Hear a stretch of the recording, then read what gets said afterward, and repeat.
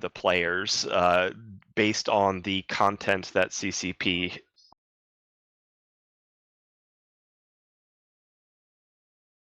Sorry, apologies. I had an echo because I started the stream that Clarity's linked. Apologies. So there will be another 2 candidates selected from those not elected by the players by CCP based on the content of their platform for things that CCP is planning around. So a number of the candidates have taken their time out of their day today to come join us. And this town hall session is 2 parts.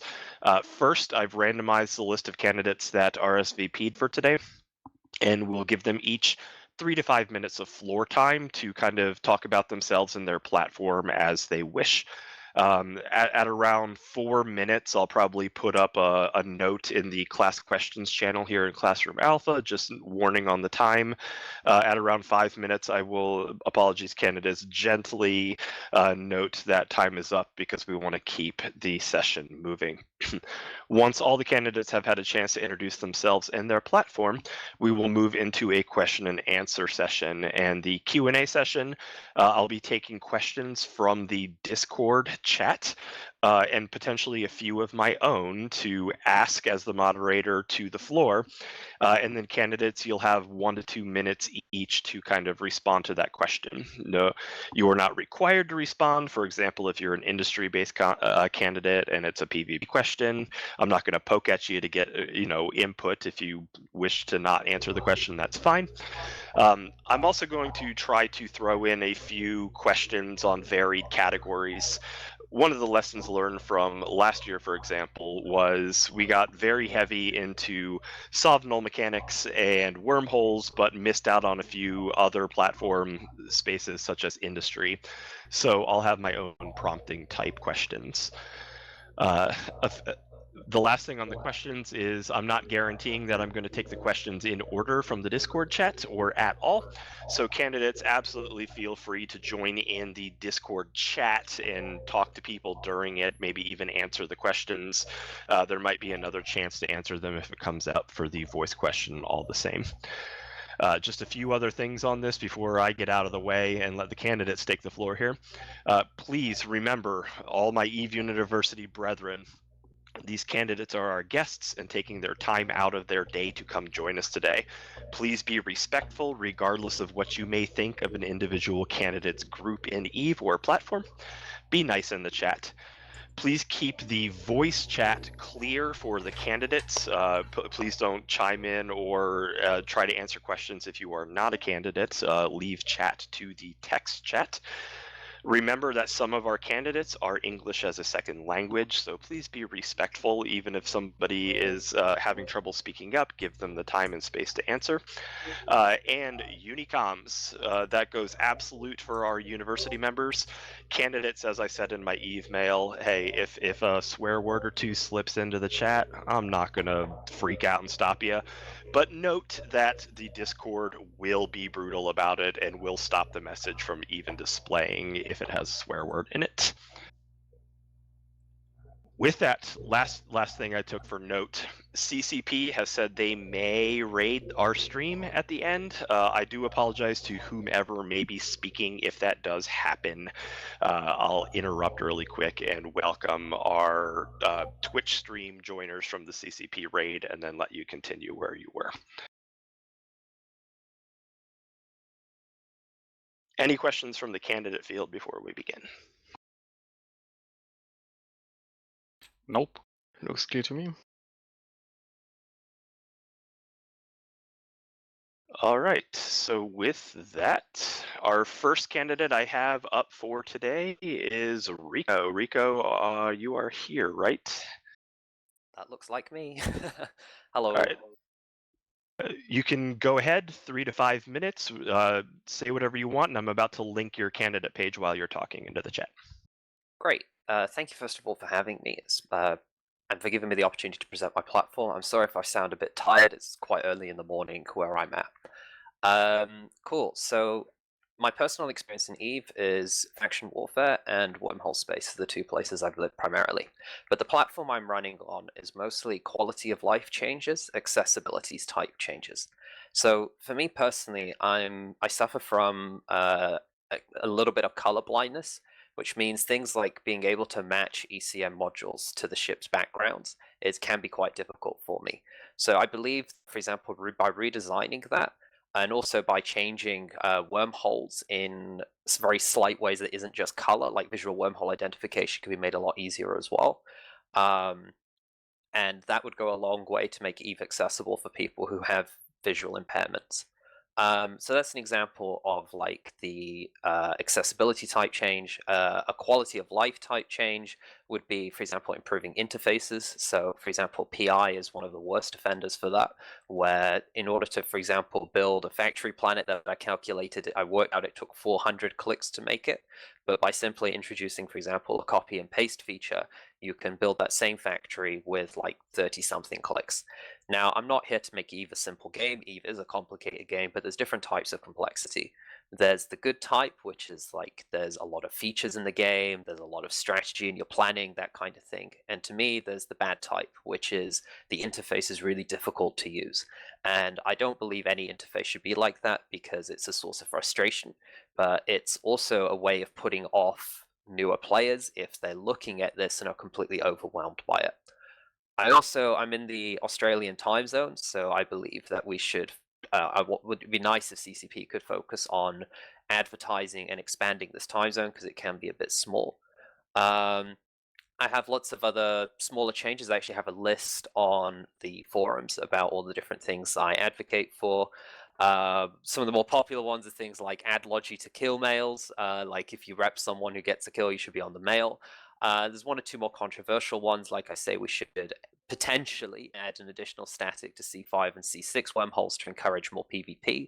But I'm a believer in using data to justify these positions. So if I was to be elected and I would have to decide if, this is something worth advocating for, the way I would do it is, for example, by looking at the amount of ISK destroyed in respective wormhole systems and then determine if the value of that space, how much you can earn from it, is reflected in also how much stuff is being blown up there. Cool. So yeah, that's basically it. I don't want to take up too much time because obviously I want to answer as many questions as possible because what you think is most important. So I will yield to questions now. Thank you, Rico, very much for that introduction. Before we get to the questions and answers, which is going to be everybody at the same time, we're going to get through all the introductions. So with that, I can thank you, Rico. Next up will be Cael.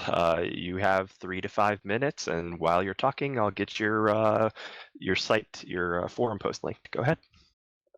Awesome, thank you, and thank you for hosting this. I really love the format, and I'm looking forward to the questions. I'm Cael Caderu. I fly with Deepwater Hooligans, also known as Big AB.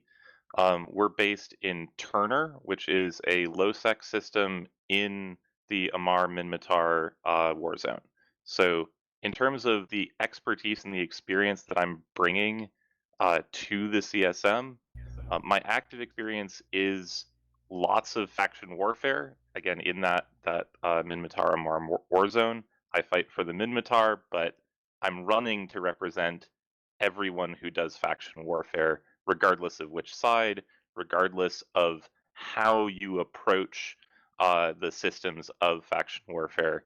There's different playstyles, and I'd like to see lots of different playstyles get supported. In addition to the faction warfare stuff, I do a variety of piracy, either in lowsec or using Turner's special wormhole systems out into nullsec. Prior experience living in Syndicate. So those of you who've been in the EVE Uni nullsec campus, you may have actually encountered me because we would roam down to you to fight on an almost weekly basis. So you may have run into me there. And then prior to that, some experience in wormholes. Although I will say, on the CSM, I would definitely advocate for wormhole space. I'm not running as a wormhole candidate. There are better wormhole candidates who are running, and I would encourage you to support. But yeah, that's my expertise where I come from. As for like what I'm about, I want to see more ships in space. I want to see more ships moving between systems, and I want to see mechanics that support that happening. CCP did what I think is, honestly, in the 6 years I've been playing, probably the most successful rework I've ever seen when they reworked Action Warfare. I think there's still ways to improve it, and I'm excited to talk more about that as there's questions. But I'm looking for continued improvement and continued support for getting PvP to happen in very natural ways. Thanks. Thank you, Cael, for that. Just a quick interjection here. There are people starting to ask questions for the candidates that are speaking in the class questions channel. Candidates, that'll be the channel just above the presentations channel you may be video casting into. Please do feel free to engage in the text chat there while others are talking. And Cael, thank you again for that. Next up, we have White Orchid. Just so nobody is confused a little bit here, White Orchid actually has a character in EVE University named Loans, and you'll see Loans broadcasting if you're on Mumble as a result. So please go ahead, White Orchid. Yeah, thanks, Anidian. Apologies if my signal is not great. I'm currently on holiday at the moment, and behind me is a forest because all my family are asleep in the cabin. So if I drop out, it's probably due to bad signal. But yeah, thank you very much for having us all on. Some of you from the uni, yes, will know me as Loans. Others as White Orchid. I'm from the UK. I mid-30s. I'm a dev and infra manager for a software company, and I've been playing EVE for probably around 15 years now. I'd say I've been playing it properly, so not just kind of solo and on and off, for about 10 years. And I joined EVE Uni about 10 years ago. I've kind of never left, really. So some of you here might not know that aren't from EVE Uni that I help run the fittings team. So kind of have a good grasp of ship balance and how to build ships around new player skill sets, both from SP perspective and actual player skill. I'm also on the senior FC team and just kind of generally help out from questions from the player base as well. I moved on from EVE Uni on my main character a while back into Waffles, part of PanFam.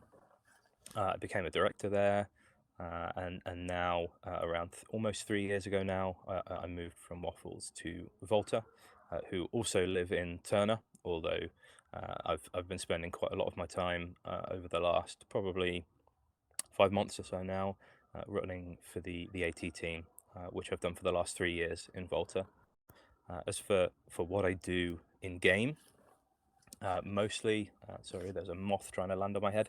I've been spending a lot of time in null and low sec recently, small to mid-scale PvP. I have done historically kind of large strat scale stuff with PL, Horde, and also Volta.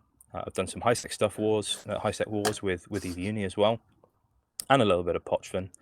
But outside of that, over the last kind of 10 years, I've dipped my toes into station trading, running a couple of jump freighter characters, missions, incursions, lived in low-class wormholes.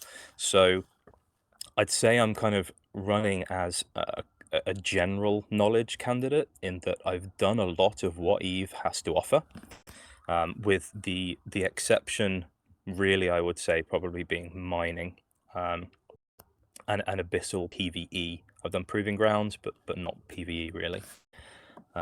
So that's kind of where my focus, I think, is going to be. Yes, kind of heavily PvP centric recently, but I would say I'm running for everyone. I'm not running for a particular group or a particular play style, I don't think. because I'm hoping that if I was elected, that I would be able to actually contribute to a lot of the discussions on the CSM. And I think you'll probably find there will be, specialists in certain areas on the CSM, but I'd like to see a kind of, mediator amongst those as well that could, provide a top level knowledge on the majority of Eve, really.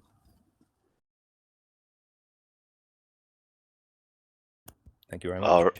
I do have to shoot as well because I've got to go on the CCP stream in 10 minutes. Absolutely, and thank you, White, and good luck over there. Thanks very much. All right, next up, we have Storm Delay, 3 to 5 minutes. The floor is yours. Thank you. And hello, everyone. My name is Storm Delay. I've been playing Eve for 7 years or so by now, a bit more maybe. And most of this time has been spent in Pandemic Horde. So I'm mostly a PvP medium to large scale focus person. I've gone through all the FC motions and doing a bit of spying and all the things you can expect someone who spends way too much time on Eve PvP in nullsec to be doing, I've also been part of the CSM since last year, as part of CSM 17 then. And what I focus on right now is mostly trying to help people create content and support people creating content. I don't FC much anymore, simply because I find the time it takes and the effort it takes too much for me right now. But what I still do in Eve mostly is support those content creators, like setting up their plays and executing their plays in various ways. So that's my main perspective on the game currently. What does that translate to for the CSM? It means I have a very strong understanding of what makes people actually engage in fleet PvP, again in medium to large scale, nullsec mostly. A little bit of low sec here and there, but that's accidental. Nothing I want to actually do, generally speaking. And yeah, the past year I've been focusing on helping CCP find the right ways to alter the PvP meta, the fleet meta.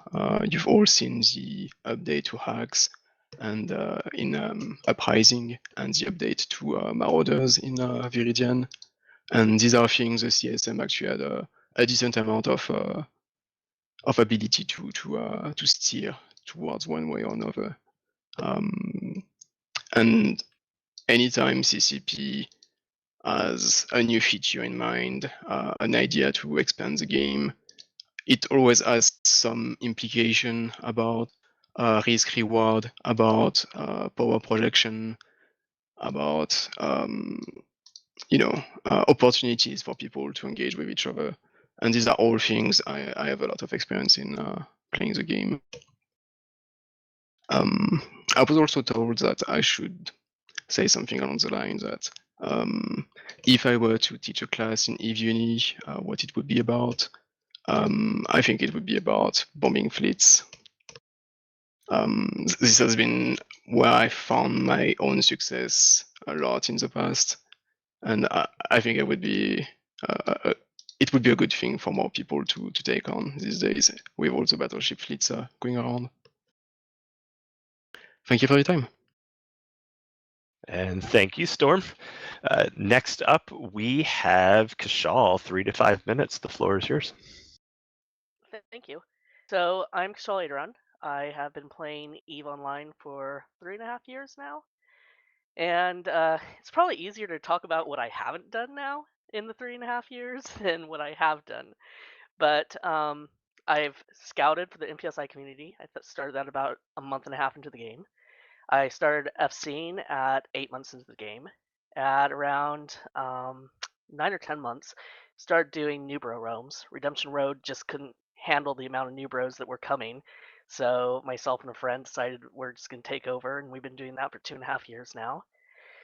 Then a year into playing, I decided to create Eve Rookies. It was just supposed to be a website, someplace to put my tutorial videos, and I could kind of do things in the way I thought that they should be done instead of spending 30 minutes to tell someone how to do something in 30 seconds.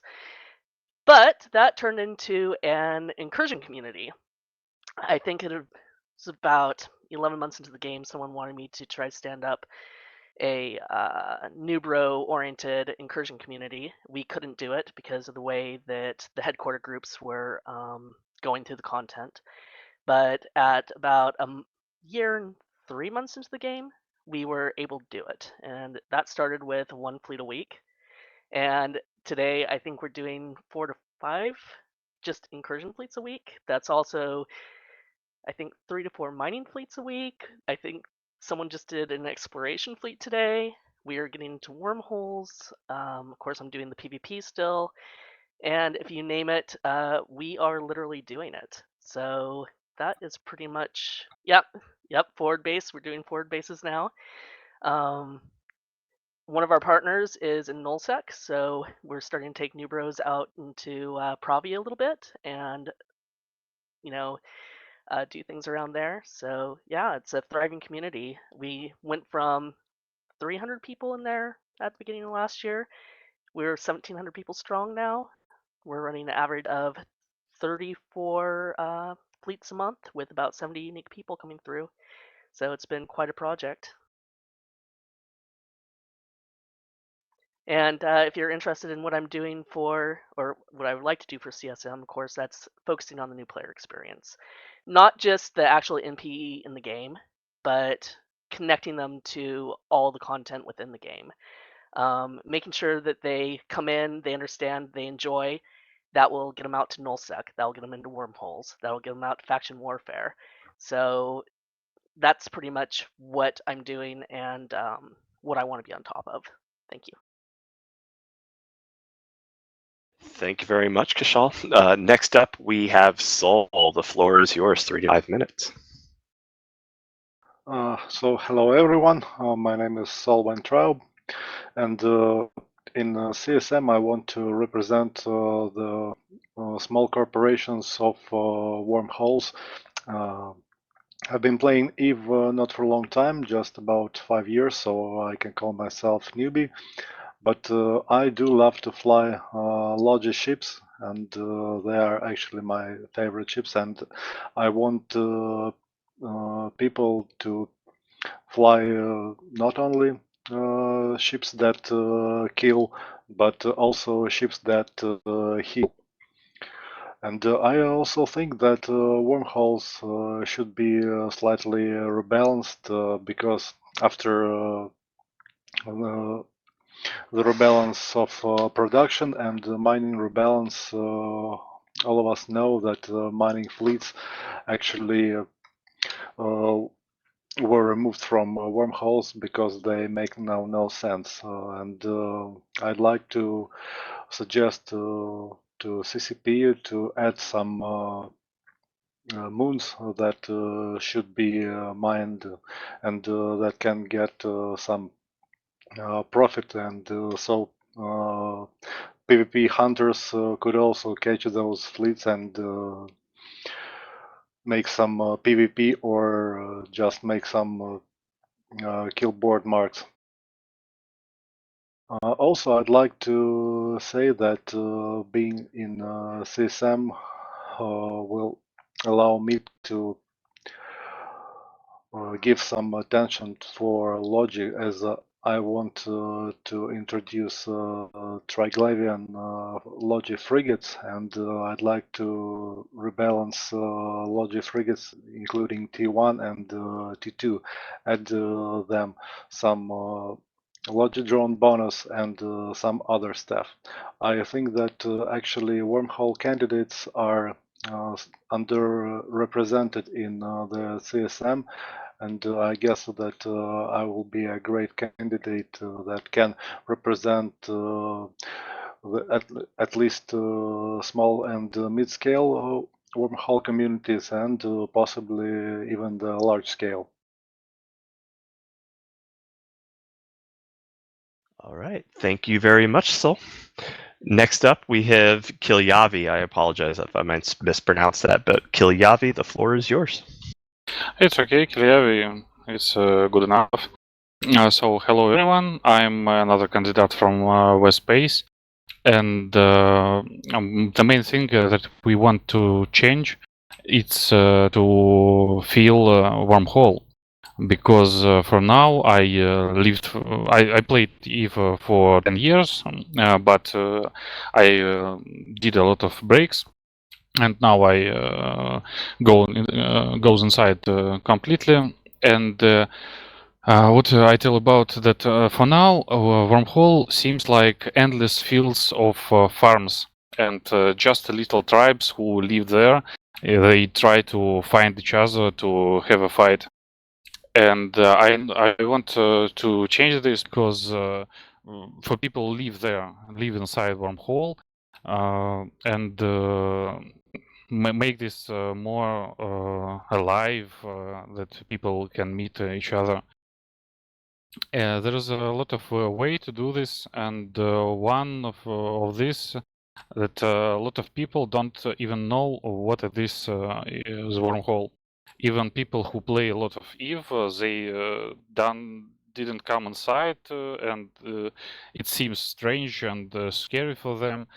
And maybe we can do some changes to introduce wormhole that it's not much dangerous than even nullsec. And other things that we want to balance it somehow, system of wormholes, but it's very dangerous. The thing that we want to do, it's to companies who want to fight may see each other more times, because we can roll in holes for a week and do not meet each other, and we want to fight, and we don't meet another PvP collective, and instead of this we fight to those who do PvE, and they may suffer from this. And another thing what we want to do, it's some changes to fleet composition, for fleet interface, because in wormhole you need to make a fast fleet composition, because now you have fleet of your enemy, you want to fight them, but you need to to make fast composition of your ships, and it's very hard to do, because interface doesn't allow this. You just have already, if people take this their ships, and only then you see your fleet composition. But if no, you can see this. Sorry, maybe for bad explanations. And another things, it's with arenas, because we love PvP, and for newcomers in EVE, PvP seems like very hard, very difficult, and all time you lose your ship. And sometimes if we return arenas, it's a good way to try yourself, to try your possibility to fitting ships and all other, to engage people into PvP, and into engage people into wormhole. I already did say this, and it's the most points, I think. Thank you. All right, thank you very much, Kilyavi. Next up, we have Angry Mustache. The floor is yours. Okay, is this working? Sorry, I just came off of Fleet, so I had to switch mumbles and settings. Hey, my name is Angry Mustache. I'm an incumbent of CSM 17. So what I primarily do in game is I look at how should I say this? So what I primarily do in game actually is just not play the game specifically. I do end it on the side. That's how I make my money. But most of my activities in EVE is actually looking at data for EVE. So for example, let me link something in Classroom. So I heard one of the earlier candidates say, well, I wonder how many kills go into wormholes and how much is those wormholes produce. Well, actually that data exists. So let me just link a picture of the wormhole kills by wormhole category. 1 second.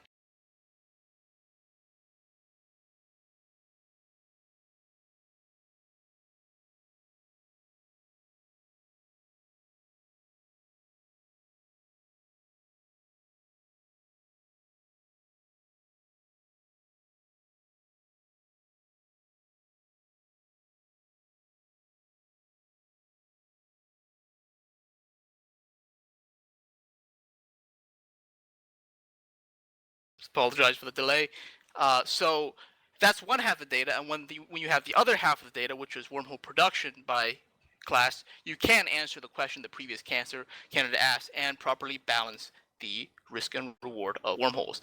And I do this for basically anyone that asks for me, and since I'm on the CSM, I also do this for CCP. They have all the data, but the players might have different analysis of the same data that CCP has, and this is part of what I've been doing on the CSM, which is taking data from the markets, taking data from player engagement, and presenting that to CCP to show whether that a problem might happen, whether a problem's already happened, and once it has happened, what ways there are of addressing it. So as far as my EVE history goes, EVE Uni was actually my first corp back all the way back in 2012. One of the Uni's instructors actually taught me how not to get margin scam, which is a thing that doesn't exist anymore. But if there are veterans out there, they can tell you about what margin scamming is and how easy it is for newbies to fall for it. So that saved me from wasting the first 250 million disc I ever earned in EVE. So I also have a soft spot for EVE Uni in my heart for that. If I were going to teach a class, I would definitely teach people how to put manufacturing. All right, thank you very much. And next up is Phantomite. The floor is yours. Oh, hi there. I'm Phantomite. I have been playing EVE Online for just over 16 years now. When I first joined the game, I joined because of a story about the game. Vast numbers of players have joined EVE Online because of stories that they heard. I read about a year-long infiltration and then heist and then execution into a corporation from, I believe it was written probably in the year 2006. So I started in 2007. And when I joined the game, I knew that I was going to be the biggest, most successful, most dominant hauling corporation in the entire game. And 2 days later, I knew that I was going to do PvP entirely instead, because I found some people to become friends with, several of which I still talk to daily, even today, 16 years on. I believe that making friends with people in the game is the most important path to finding the most fun that this game has to offer. And when you are making friends and playing the game together, you're creating stories. And it's the stories that draw more people. It's the stories that keep you. It's the stories that be keeping you talking about EVE Online years after you have finished playing as well. One day in the distant future, I very much hope that another 16 years from now, I'll still be here and I'll still be having fun. I'll still be making friends. And I hope that a bunch of you will still be here in another 16 years' time as well. It's this aspect of stories in EVE Online that I feel needs a bit of a nudge to re-enable them to happen far more frequently than they do currently. In the past, I've done all levels of PvP. I've done solo PvP all the way up to very large fleet VP in ships, all the way from frigates up to super capitals. And a number of years ago, some changes appeared in the game that have made large groups bigger and have choked out a lot of activity, particularly in nullsec. And this has really dampened the available stories in the game. And this is what draws people. This is what we stay for. I currently am a CEO and an FC. I'm a member of Faction Warfare. I view myself as a VP rather than viewing myself as particularly a low-sec or a Faction Warfare person. And I have been a member of the CSM in the past as well. I was pleasantly discovered in my first initial time on the CSM to find that I could indeed make a difference. I could bring things to CCP, even if they were difficult problems that weren't on their roadmap. I found that CCP were receptive to good ideas when they are presented with good reasoning and experience from the past. I feel I have a lot of experience, and if I make it onto the CSM, some of the key things that I want to address is some aspects surrounding structures, including Ansiblex gates and the places that citadels can be anchored. And aside from those things, I would like to see some more specialized ships in the game that don't encroach upon other areas. I would like to see specialized ships such as a gas hauler. I would like to see some buffs to things like the bowhead, and I would like to also see a new ship to transport clones in this game. I feel that there need to be more opportunities to make it easier to be a nomadic group in this game. If you want the entire list of things that I'm going to be working on, then I am available with all of my specifics at phantomite.com, and I hope that we're going to have a good time tonight. All right, thank you very much, Phantomite. Next up, we have MILINT ARC Trooper. The floor is yours.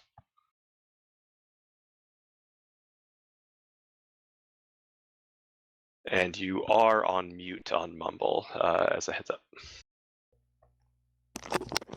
Sorry, ladies and gentlemen, I was having a little bit of a technical issue because the thing sounded like it had a dang radar screen going off, ping, ping, ping in my ears.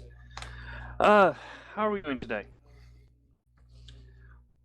My name is MILINT ARC Trooper. You guys know me as the Mad Scientist for the most part. I'm actually a player who's actually started in EVE during 2020, during the height of Zenith and just before Scarcity.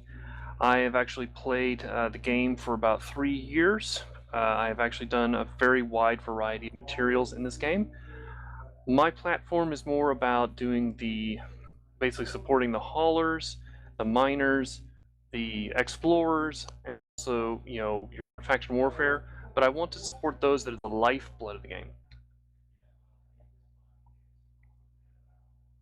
One second. Okay. And one of the things that I would like to see is, I was actually also looking through our chat, and one of the players in particular was asking about the porpoise, and the porpoise, yes, does need to also have compression modules that will give flexibility for Shattered Wormhole because it has ice in it, and that would also be beneficial. It should have all the modules that the Orca and the Rourke will have. It just has less slots, so you have to be more selective in how you function that ship. The next item is that, because I've done so many different items in this game, quite a wide variety of experience, I do have interest in particular fitting and other functionalities of the game, and my platform for CSM is more to operate upon bringing ideas and concepts in that will affect all areas of space, adding items that will make the game much more interesting for people, like as the wormhole players were talking about how it seems everything's been solved, and you also have this fields and really having a lot of interactions naturally because the rolling mechanics, etc., are basically blocking out people, and you may or have interactions at very weird times. But the idea is we want to make the game more that people are moving around, people are actually active and doing things, and they are able to then have fun, and then also be chances of PvP interaction or fleets or this organically. Is there any other questions? No, the floor is yours for a couple more minutes if you want. Okay. And I do have one consideration that I would like to do is, I would like to see one particular change that has been changed recently, and I know that a lot of the players are kind of wondering about this. We had the PI change, and the PI change really hasn't been done correctly. It actually shrank everything, and what happened is it's going to have long-term negative effects in the game. because why would I want to use most of the specialized ships and materials that are in the game? Now, just as Phantomite was talking about specialized ships, I think all the specialized ships need to be buffed, meaning their sizes need to go up from 67,550, they need to go up to about the 125,000. The hauling community has been begging, pleading for Triglavian haulers. We already have them in the game. They should be released. And I think there could be a lot of stuff to be done to fill the 300,000 M3 gap between the DSTs and the freighters. That would actually be beneficial for the game, moving freight and material around the game, more interactions, more movement on markets, and more production.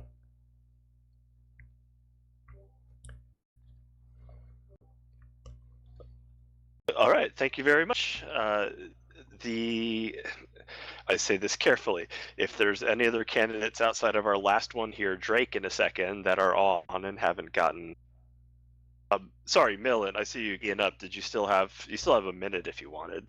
Okay, well, I think also like faction warfare and other places are capable of also being iterated on, also poached in as well.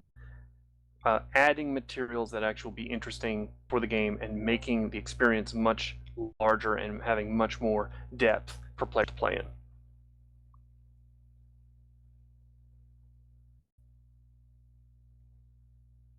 And that is all. All right. Apologies for that interjection there. Thank you very much. And we do have one more candidate, Drake. In a second, I'll give you the floor. I just wanted to mention if there are any other candidates on that I'm missing, please let me know after Drake is done. I think I've covered everybody that's here. But Drake, the floor is yours. 3 to 5 minutes. Thank you for hosting this. Yeah, I'm Drake Caderu. I would say I'm the quintessential Poshrin candidate. I've lived there in its entirety since it was formed, just under 3 years ago now. I've been working the last year and a half, basically less playing the game, although I play when I can. I've been stewarding Poshrin as best as I can. There were a huge number of issues that plague the region and still do. The most recent one that would be the most public was in December.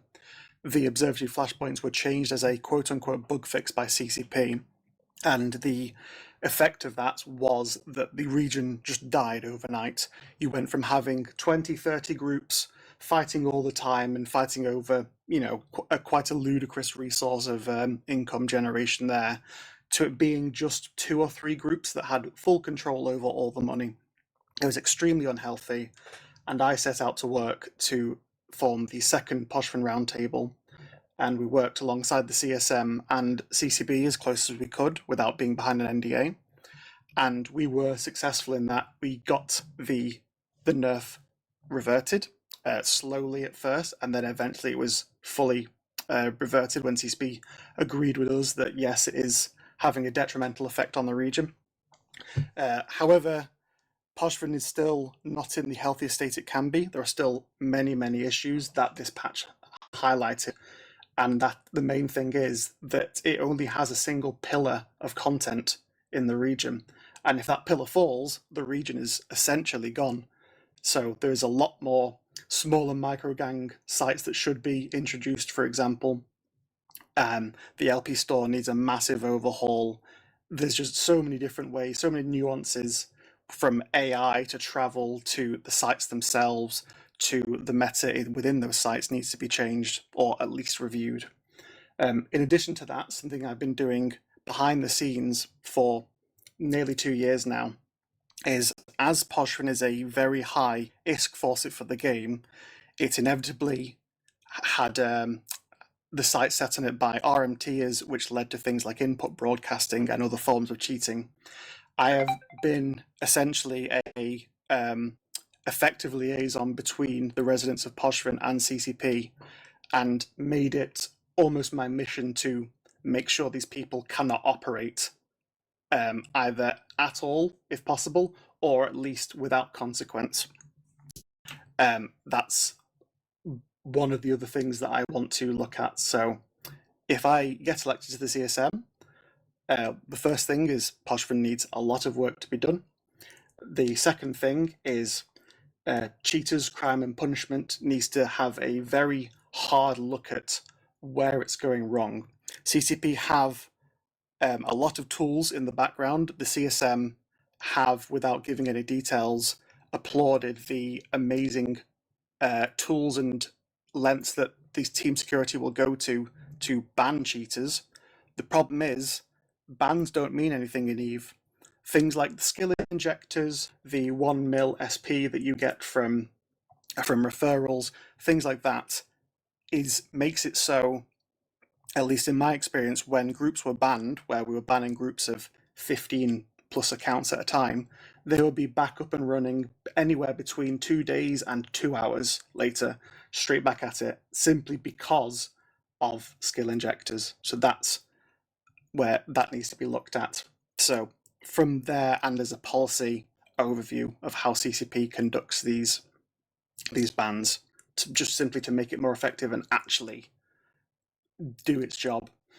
And then the final thing is CCP is really, really proficient at shooting themselves in the foot.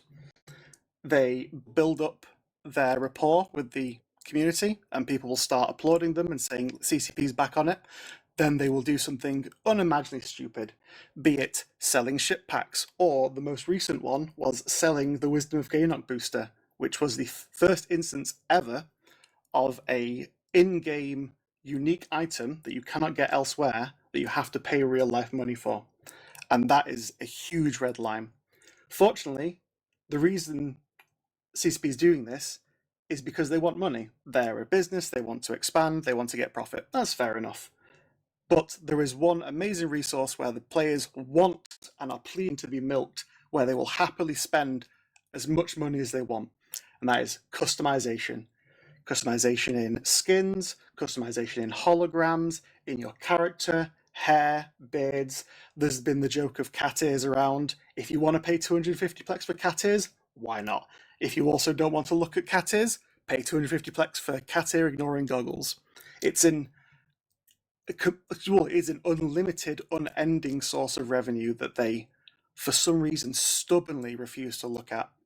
And that is the third, I think, very key pillar of the three that I've mentioned that will make EVE a much better game going forward. And that's why I'm running for CSM. All right, thank you, Drake, for that. Like I said a minute ago, I believe we've covered all of our introductions, and thank you again, candidates, for the introductions.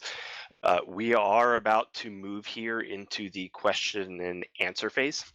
That means those that are participating in the Discord, if you have questions for the candidates, please throw them into the chat. Start them with a Q and a colon so they're easy to pick out.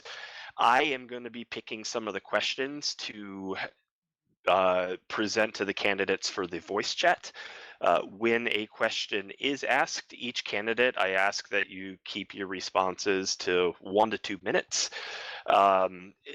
Angry Mustache is saying in the chat that they can't talk anymore but can answer via chat. That's the other side of it. Candidates, even with some of the questions going on, please do feel free to engage in the chat room at the same time.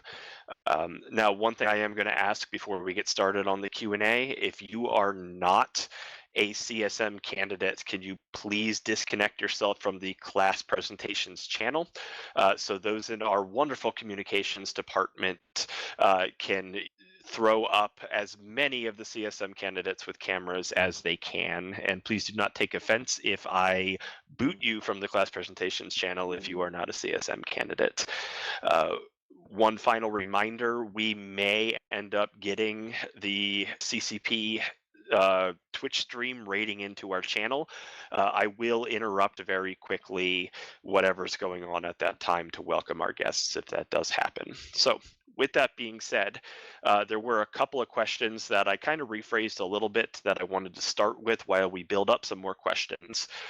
So one of the big ones, because it's near and dear to those of us here in EVE University, for the candidates, for the field, what part of the new player experience, or a new player's experience, not necessarily the CCP NPE specifically, would you most like to change? I guess I'll go first. I think the Magic 14 is so overwhelmingly powerful that when players are told that they must skill into it first before looking at anything else is really detrimental to player retention. An easy way to fix this, which would also vastly increase players doing the NPE, which CCP have designed, and I hope we'll keep iterating on, is over the course of the tutorial, you should be granted maybe level 4s, maybe some level 5s of those Magic 14 to vastly reduce the wait time that new players will go from joining a group saying, oh, I want to fly this and that, to them actually being able to fly it competently without being told, you must wait a few days, if not weeks, to train these first.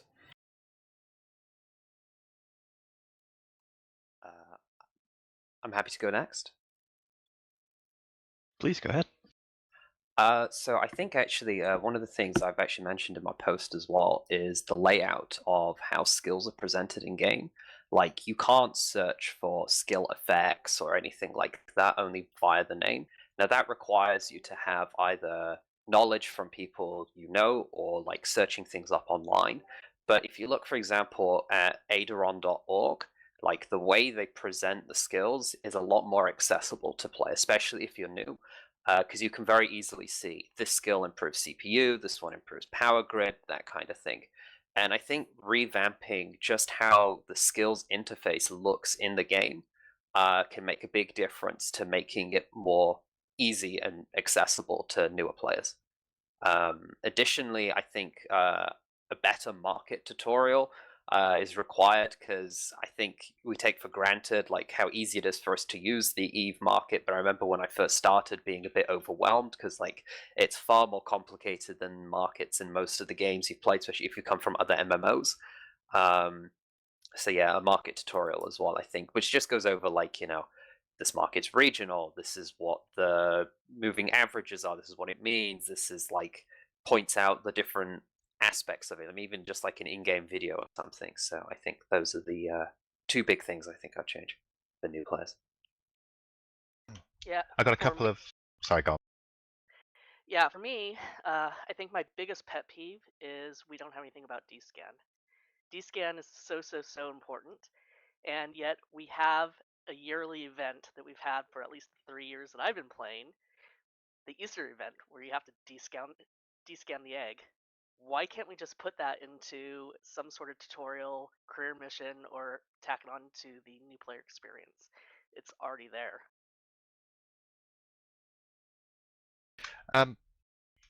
The way that I think that we can massively increase new player engagement and learning and friendship is exactly that, is to look at content that specifically encourages meeting people and working with them.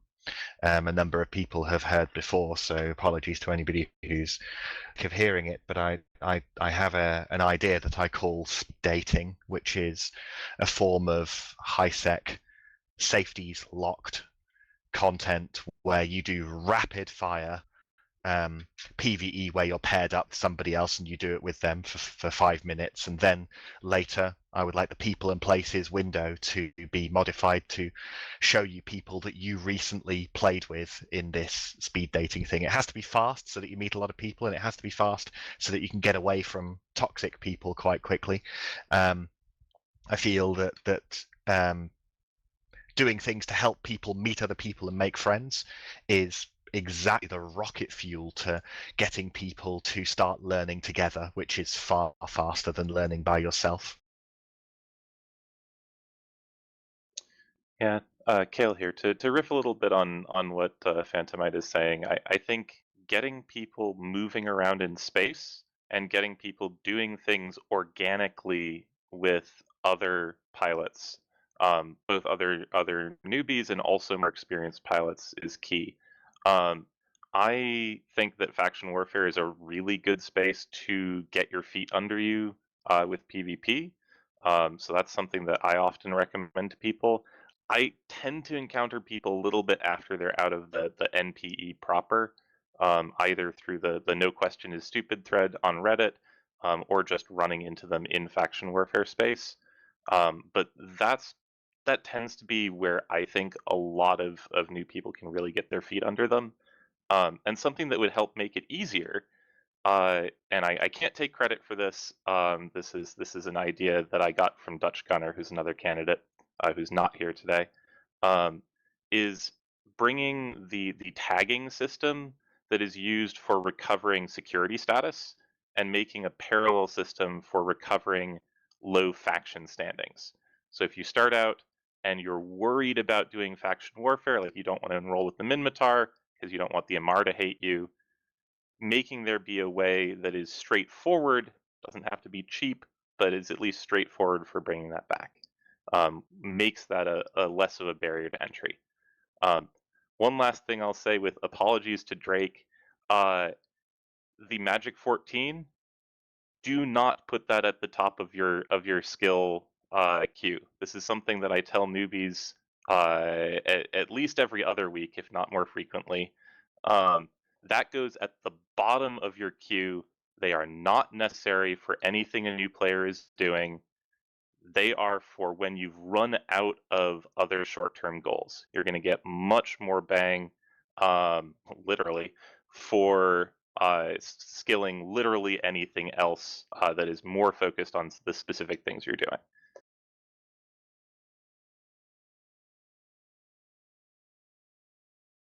I guess next will be me. I'd like to support Cael's idea about Magic 14, that it should be put into the end of the list. And I also would like to say that regular new player who comes into EVE, he's mostly will be just overwhelmed about the activities that he can do in EVE, but this actually gives the impossibility to choose something that will really suit this person. And I think that the teaching of EVE should be done gradually, maybe not as it is done right now, but maybe a small chunk of one activity, a small chunk of another, other, and that's when a person can really say that, oh, I'm very interested in this part of EVE, and I'd like to develop my skills and knowledge just in this direction.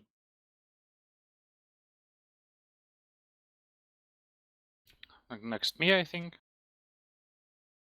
And me also, I want to tell about possibility that new players can take, and certainly potential of this.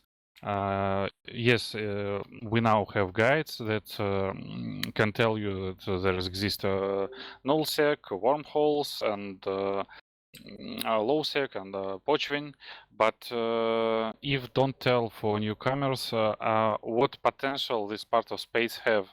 It's just came from one old man to a new one. That in nullsec we have super capitals, titans, and there is no in other parts of space. And in wormhole, for example, you have good potential loot, but you have a high risk and small ships for a lot of times. And another things that we just think today, it's something like reverse recruitment.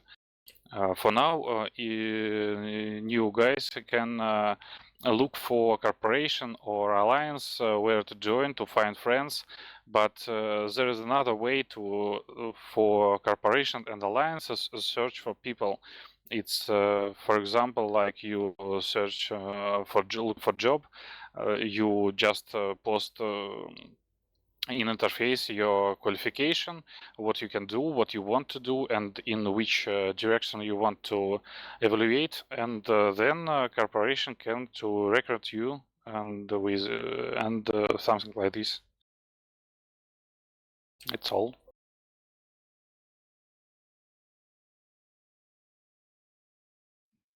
Thank you. Were there any other responses and any other candidates wanted to get into on the new player experience? Yes, please. Storm, there's two things I would like to say about it. The first one is, I think, about skill training. Last year, CCP was talking about reworking the way skills are trained. But they also said more recently that they put that project on the back burner. And I would actually like to see something that would normalize all attributes for all pilots to 25 to each attribute, which would basically mean that everyone has the current maximum training speed in every skill. The reasoning for that is that currently new players are the ones who need to train skills with the most diverse attributes and who don't have the remaps to support that, obviously, compared to a veteran player who can just have a pilot sit in a station and just have perfect remap for a year and train perfectly and out like that. I think that would help new players reach the right skills without having to complicate their lives too much, all the while not dismissing attributes he plans as a valuable source of ISK for people who use LP as a reward, you know. And the other one is increase the ability of new players to find the right group of players for them, be it corporations or NPSI communities, or just, you know, pick up gameplay.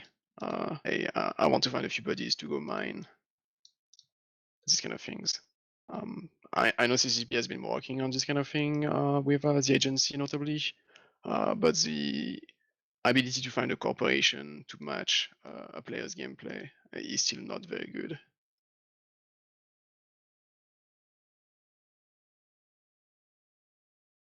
Thank you. Any other responses on the question on the floor?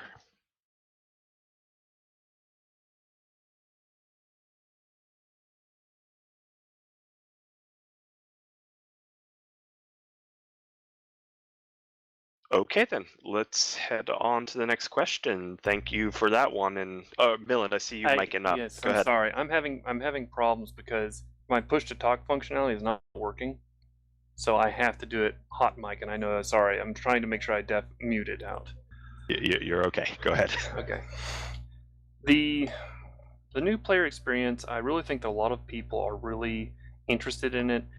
It does actually, comparatively to the 2020 NPE start, it's a lot much more cinematic. People are able to get into it. It gets you spiced up, everything else. The problem is, yes, the training issue is a problem. Like many people, when you come into this game, a lot of people, they get overwhelmed. I've heard tons of stories of players saying as soon as they come in, they say, oh yeah, I can get in a ship, I can do some stuff. And they see at least like 2 weeks to a month skill queue for maybe going from, you know, frigates to destroyers or to cruisers on certain items. They're like, no, I'm not doing this. And they leave. But if we can get them, you know, training wise, we can get them down faster and quicker. I mean, you can possibly get the player base to actually get training for just basic PvP ships. Level 3, level 3 is the level 1 in this game. You're able to now basically get into whatever faction you're in, probably within maybe 1 to 2 weeks, if you really kind of think it out. The problem is you're having to actually put up kind of a very stiff goal. So if most players who come in that are new, it's going to be from frigates to cruisers. And you have to go level 3, because level 2 is mostly where you get your navy, and then level 3 is how you start flying your pirates. So you can do that, and you can do fairly quickly, maybe let's say 1 or 2. But if you also make a selection of a particular nation, like Galente, it also allows you to then select which type of specific pirate ships. So you have like the Garistas, and then you have the SOE ships are tied to Galente, and depending on which group that you choose, like if you do Amar on the side with Galente, you're able to then fly, you know, you're able to fly the Stradios. Well, then you can go the other direction, and you go Caldari, and you're able to do the Worm, and you're able to do your Gila, which are really good ratting ships. It can be used in the Abyss. But the problem is most players, we need to make it where this is clear, and maybe somebody who says, I want to get in this ship, and they can mouse over and they can see the skills, but then they can also figure out ways to optimize the skills, or we need to do something where it has to be, the skill training has to be sped up in a certain way. I don't. And apologies, it's just a time check. I'll let you wrap Okay, up for a few seconds there. Okay, but it does need, we do need some changes to the new player experience where people understand the descanning, they understand several of the mechanics, so they understand when they're coming in, and then we're not having problems later on trying to do and figure out stuff and they don't still know some things. All right, thank you, and apologies for that interruption. Last call for any candidates weighing in on the new player experience.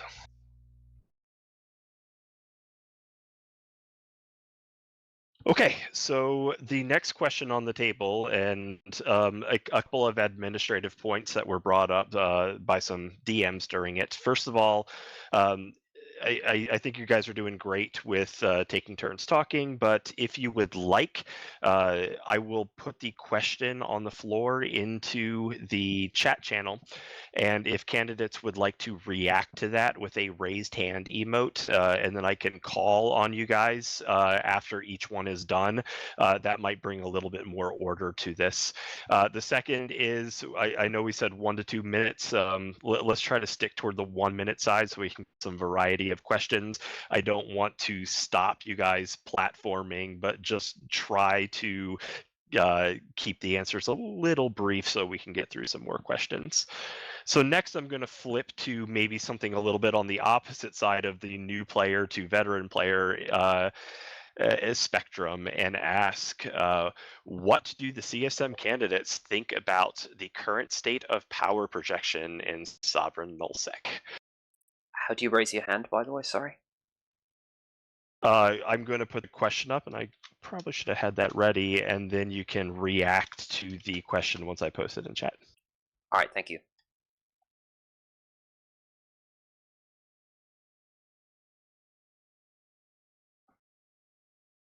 So let's start with Phantomite, just going in the order of my reactions here. So projection in Nullsec, we have several precedents in the past for various changes that were made for the benefit of the game. First of all, one that's not immediately exactly related, but when we had the Phoebe expansion, the mechanic of jump fatigue was added to the game, and it was designed to allow people to jump caps, but it was designed to stop them from doing something that I had been doing in the years previously, which was joining a fleet, going from one end of the universe to the other, north to the south in Nullsec, and returning within 45 minutes, so that we could go and just gank a single super cap that was down there. It revitalized low-sec hugely, and it allowed a lot of capital use to grow. We also had jump bridges on POSes. They gained fatigue as well, and they are more directly comparable with Ansiblex. Ansiblex at the moment, to finish this up, currently allows very large groups to all live at the center of their empire and then all be at the edge of a vast empire within a few minutes. I don't think that's appropriate. I think that if you would like to hold a huge amount of space, and more power to you, I think that if you want to be all over it, you should spread out around it to be there rather than all stacking vertically in the center. Thank you, Phantomite. Let's go on Drake next.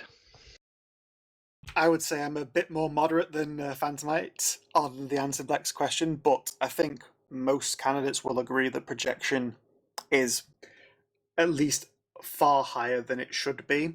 I remember a time before Ansiblex that Nullsec didn't have 3 or 4 specific blocks. They was many smaller alliances that did work together but could fracture very easily, and this was all before Ansiblex. It was during the previous jump bridge, but it was not nearly as easy to use as it is now.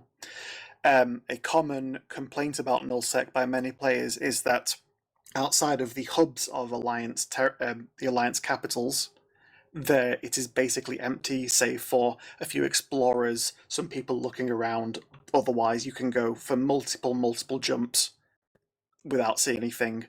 And I distinctly remember back in, quote-unquote, the good old days where that wasn't really the case.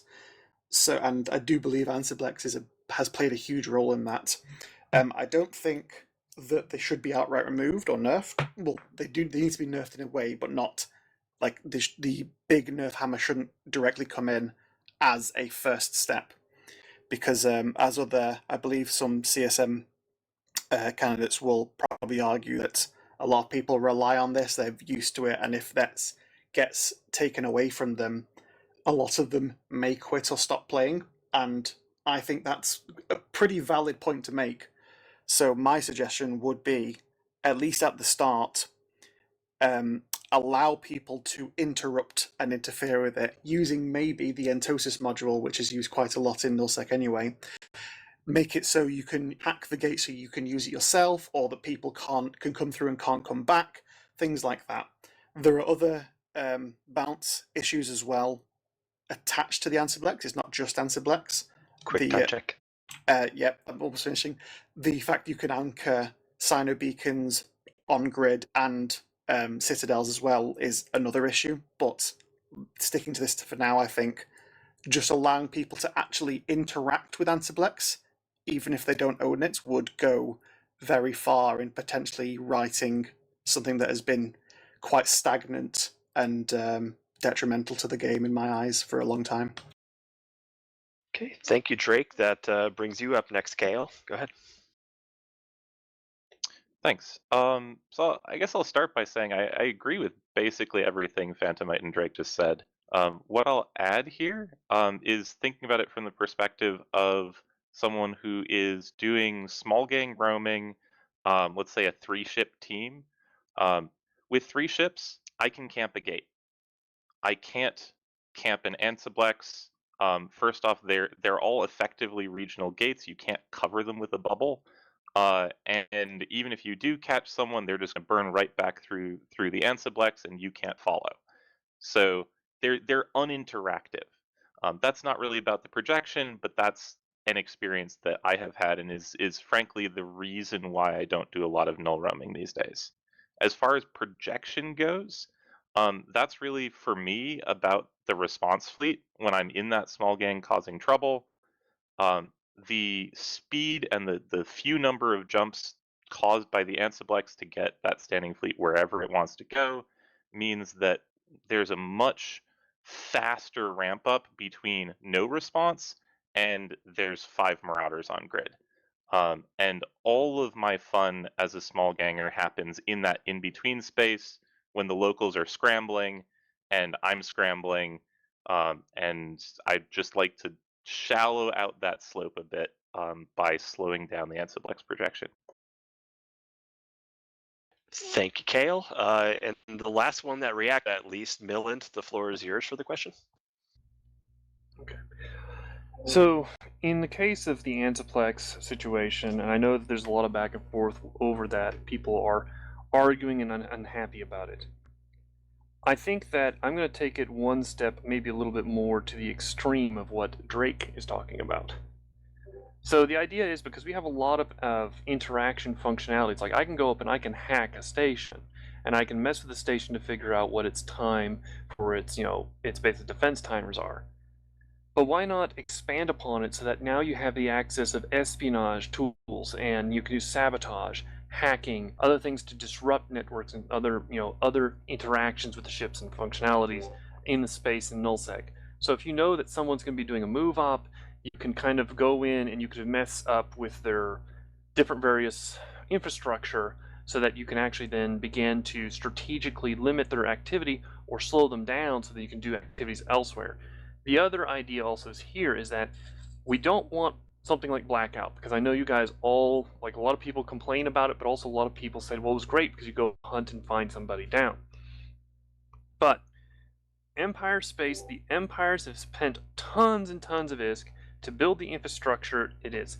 They only have surveys of nullsec. Nullsec should be limited local, but there should be a tool that you can set up. So you can set up your own local network system. And basically by putting that item also can be hacked, interrupted, or listened in on. So like somebody can come into a system, you have your little local network routing system, You can go up to it, hack it, and you can do different things, like you can cause an interruption, which will allow you to attack somebody in the system, or you can have, go for it. You're good if you wanted to finish that thought, though. Okay, well, the idea is to expand espionage, spying, inside game intel functions like listening posts, and also making sure local can be interrupted or adjust by different methods. All right, thank you. And there were only 4 reactions on the question. Were there any other candidates who wanted to weigh in on this question? Yeah, I can say a few words. Go ahead. My position is a bit of okay, so I'm gonna start by saying it's one way. I agree that anti-Blexes are OP, and I would like to see them change in some way. What I disagree with is the idea that you can just slap fatting on them and be done with it and be happy about it. There's a lot of usage of anti-Blexes that does not harm nullsec in general, and I would say is even beneficial to players in nullsec.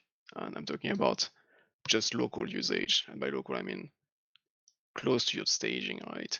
Not 3 regions away, like people try to claim in chat at some point, but that's okay. What I would like to see is something that limits your usage of anti-Blexes far from your staging point, while still allowing you to navigate freely within your own local area, so that you don't get to, like, you don't have to choose between, hey, am I going to go rat a little or be in space and do some activity, some local PvP, or am I going to have to wait for the strat up in an hour without, taking any anti-Blexes because I would have fatigue and wouldn't be able to participate then. And that's a balance that's difficult to achieve, I agree, but I think it's something we should try to strive for. Thank you. And any other candidates on this question on the floor? If you don't mind, I'd like to add some info. I want to agree with all candidates that Ansiblix Gate is just OP. And regarding a local, I guess that this instrument is also too OP for the nullsec, and my suggestion would be to leave the local only for the NPC space, and for the sovereignty space, they need to establish their own local system that can be hacked, destroyed, jammed, or something like that. And it should be destroyed at once without any reinforcement timers or something like that. That's all.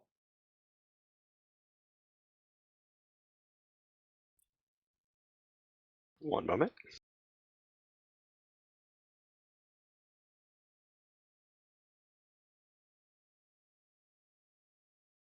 Any other candidates that wanted to weigh in on this topic? Yeah, if you just Okay, don't mind. Oh, sorry. No, you go ahead. I just want to say really quickly, I really like the idea of the espionage stuff, because when you balance things, we should also take into consideration what's fun. So like the local beacons, and you can hack it and change things, or disable a tether on a station or something like that. That sounds like a lot of fun, and it might help solve the problem. So I think that's the sort of ideas that I like. But anyway, I'm not going to say any more just because I don't have enough experience living in nullsec. So I would like to respond to that a little bit, in that CSM as a reality check is not, this is my wish list, this is what is going to get put in the game if I get elected. It needs to be actionable and relatively simple for devs to have the time to enact. So it's all well and good having all these overhauls, and maybe in the future it can come, but in order to address the question at hand now, it has to be a lot more simple than adding a million more beacons and things like that to the game. That's fair enough. Like, most of my campaign, like I say, is quality of life changes, that kind of thing. So yeah, I agree that most of the changes we should advocate for should be simple. Thank you. Any other wins? Yeah, May I'll I just say one thing? Repurpose.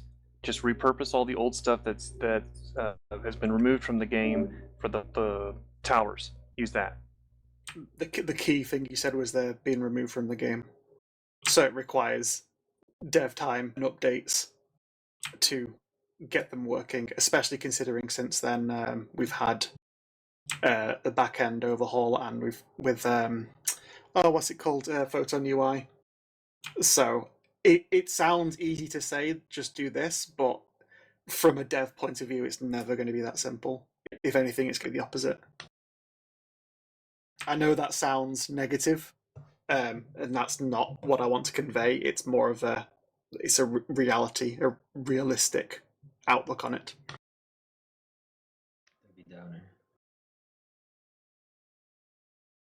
Any other points?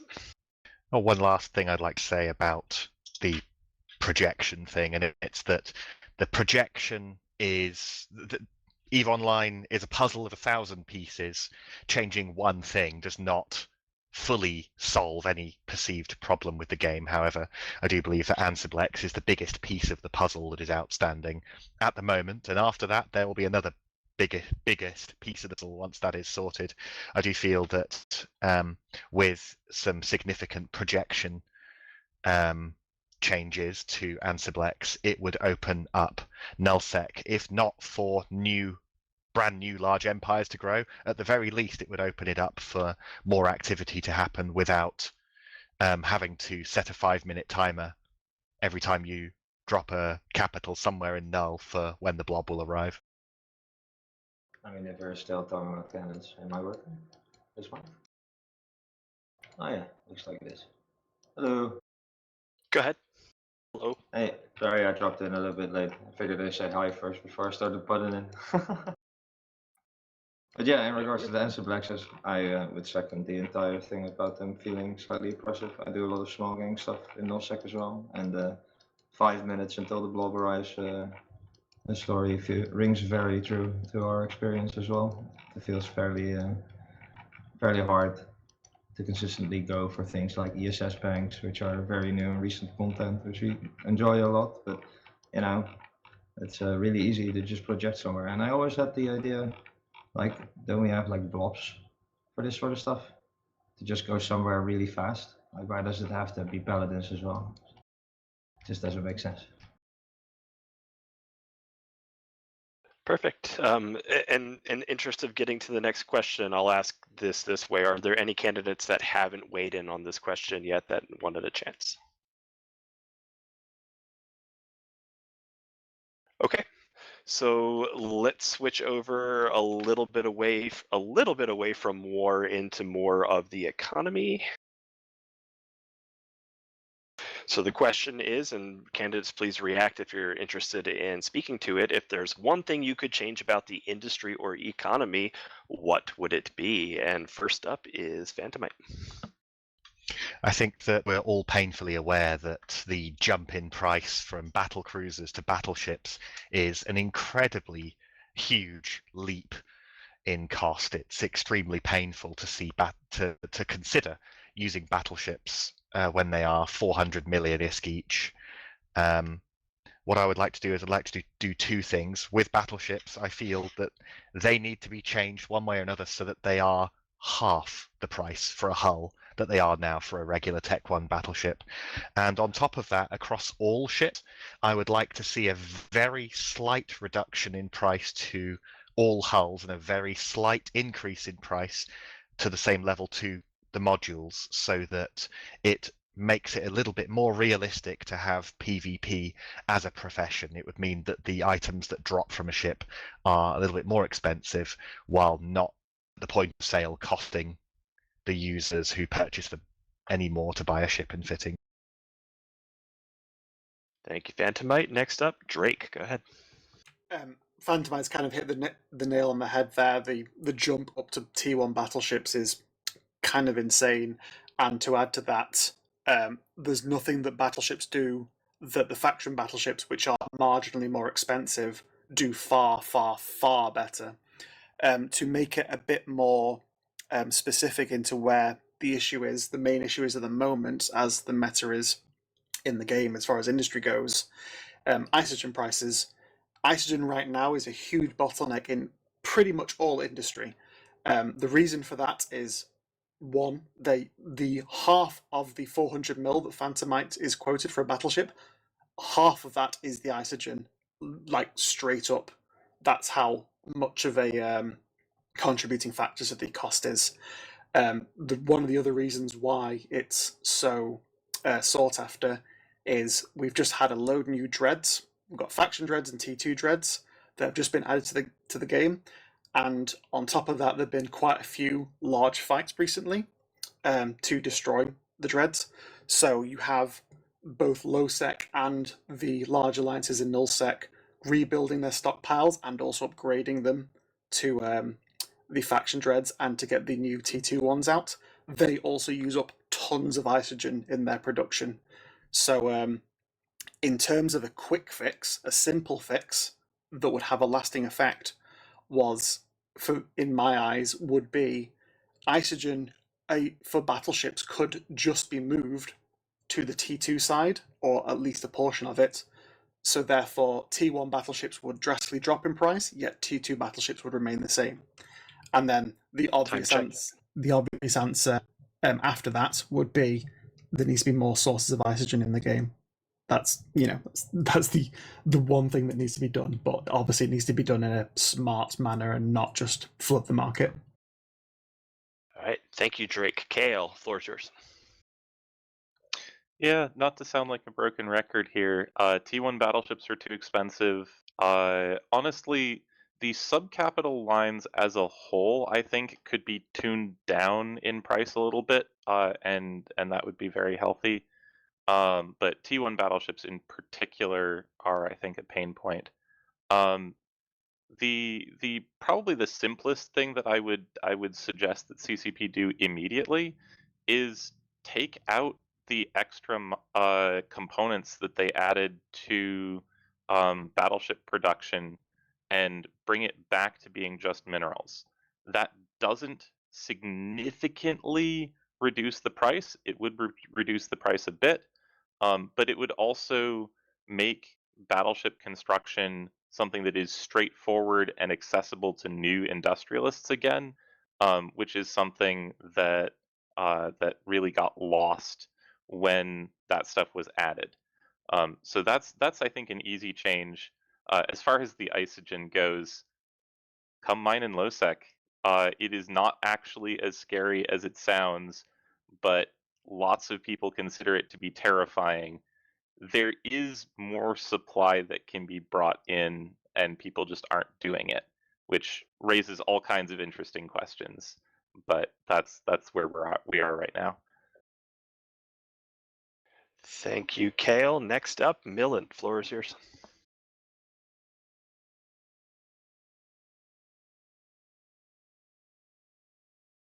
You may need to unmute yourself, MILINT. Sorry, it also dragged my whole thing down a whole line. Okay, so in the case of like the ships that we're dealing with, I hear that you guys are always talking about the isogen. Has anybody actually done a consideration of why the isogen has so many problems? Because one of the things I've noticed is that you have certain ores that do isogen. They are also used for missions. So there's actually an odd incentive in this game to keep that item from being compressed. So it cannot be moved around. Now we have the new materials that have been added, the A0 materials and the Blue Star. That actually has quite a bit more material, etc. But we still have some issues also during scarcity when they changed all the NPC miners. They were stripping out whole areas and belts, particularly after downtime. So we've always had like a little bit of a stutter when we have had isogen coming in and out. The other issues, like if you compare scarcity and pre-scarcity times, there was kind of a gradient to be able to get isogen. Now the only places where there are high concentration of isogen, besides the A0 and low-sec, is you have to go up to Pochven. And so that's an issue in of itself. I do know some people sell the Pochven ores. We've got POG fleets, etc. that do stuff. But we need to have a better way of maneuvering and getting materials around. And the other issue is that if we had had the compression, and the compression was also capable of doing decompression for mineral ores, we could get large amounts of ore out of low-sec, and it could either be redistributed to the mission hubs and decompressed and sold, or it can be processed as is Attic Refinery. That's how it goes. Thank you, Milint. Rico, the floor is yours.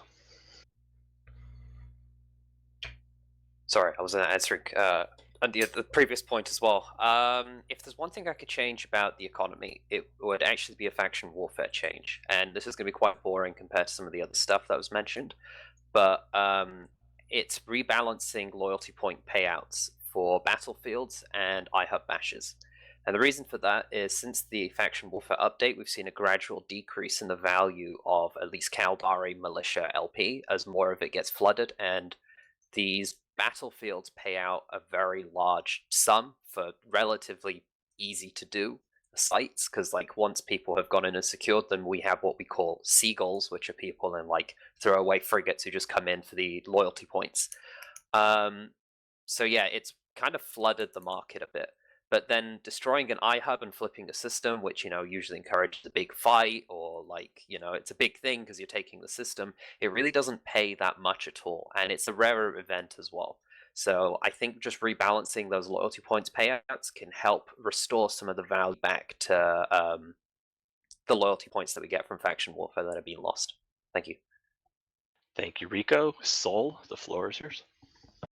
Yeah, thank you. I'd like to change one small thing, and it's pirate capitals, because I think that the blueprints for them are too rare. And actually, I can ask the question: when for the last time have you seen the ships like Dagon or Vehement or Loggerhead? Because it's almost impossible to get the blueprint. And I think that this kind of blueprints at least might be slightly easier to get for the rest of the players, not just power blocks that usually farm them. Thank you very much. And that brings us to Kilyavi. Floor is yours. Maybe I said unpopular opinion, but I do a lot of industry in wormhole, so it's a lot of problem with logistics. But I like all things about industry. Because for build any not simple, just simple things and some complex buildings, you need to connect all parts of Eve. You need planetary, you need this from low sec wormhole space. You need minerals from nullsec, Pochvin, wormhole, and all these parts, moons from nullsec also. And industry connect all these parts and push you to connect with people, to make some relations, to trade, and it's enough hard, and it's also enough interesting. So I don't see really changes that need to be done, except that Sol said a lot of fractional carriers, dreadnoughts, and some other ships that cost enormous to more than analogs from tier 2, and just no one use them. Maybe in a case to show that they have money. Thanks. Just really quickly, sorry, CCP Swift is asking if you can enable raids on the channel. Yeah, I'm looking to. I'm not sure I actually have controls over the Twitch channel. Hipla, or do you?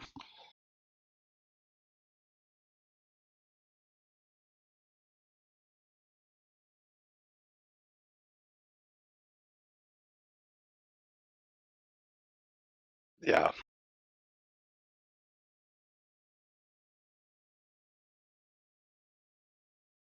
Hipla, can you ping the vault on the side while I run this?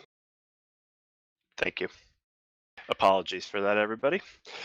Were there any other candidates that haven't weighed in on the economy question that wanted to? Yeah, I haven't yet. Go ahead. One major problem I see with Eve's current economy, and since I'm a potion-related candidate, it's not going to surprise anyone, is those ridiculous PvE sites that are in there, and the correlating LP store that's from practically non-functioning in the region.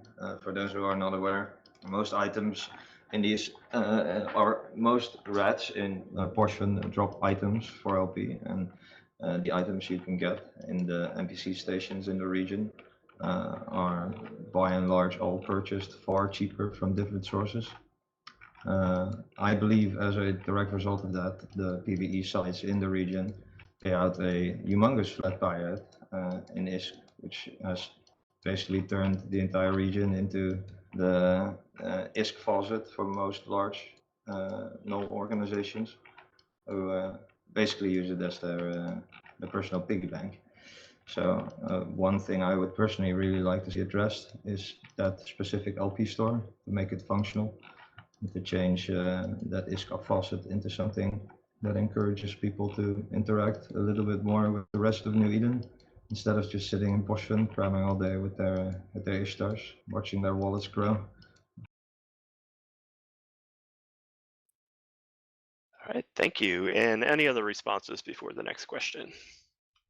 One more volume check. Go ahead. Thank you, guys. This is the first I've responded. The market scripting is a problem in, I think, the whole game. People who are scripting repricing.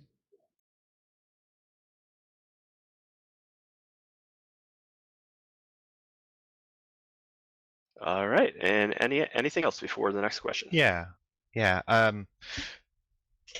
Something I'd like to say about minerals and mining is that there are so many more opportunities for acquiring minerals than you have to take a mining ship and sit there firing a laser at it. We've already got NPC haulers in the game and some of them have a chance of dropping a not insignificant amount of minerals.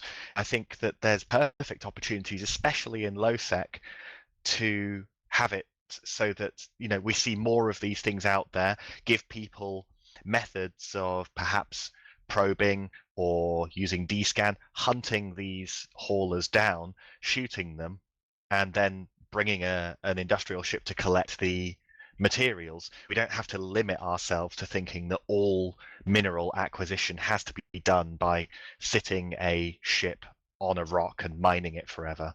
We could have some excellent hunting and flying combat-ready ships around the game, which all feeds into both mineral acquisition and PvP at the same time. All right, thank you. And anybody that hasn't had a chance to go yet that wanted to weigh in? Yes. Go ahead. I wanted to add something. It's just more fun that useful. Maybe we will add some abyssal mutagens for mining lasers and gas harvesters, and make this model able to overheat. It will be fun and maybe sometimes effective.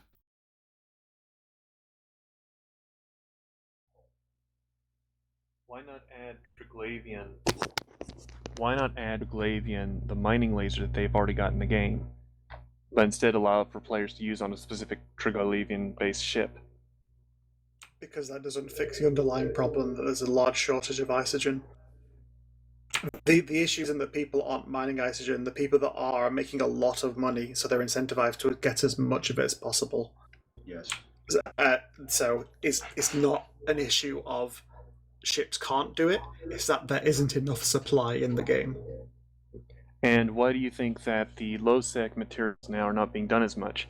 Because I remember before a particular patch, there were people willing to risk it for the biscuit by taking different warp core stabs on the materials, go down into low-sec, risk it, and maybe even possibly get caught by hunter fits. So now there's they a don't person... Sorry, continue, MILINT. So the item in question is that there was a change that actually negatively affected the mining community in order to go down to low-sec to do mining. Hey guys, just wanted to... Sorry, apologies to interrupt. We did want to kind of time check it and get on to the next question. Okay, we can keep going. Yeah, thank you. So on to the next question, and apologies for that interruption. What element of the user interface would you change first?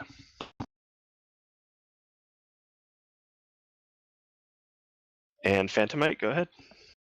I think you should actually ask Rico because he's got some excellent ideas about that I'd like to add on to afterwards. But this is his thing more than it's my thing.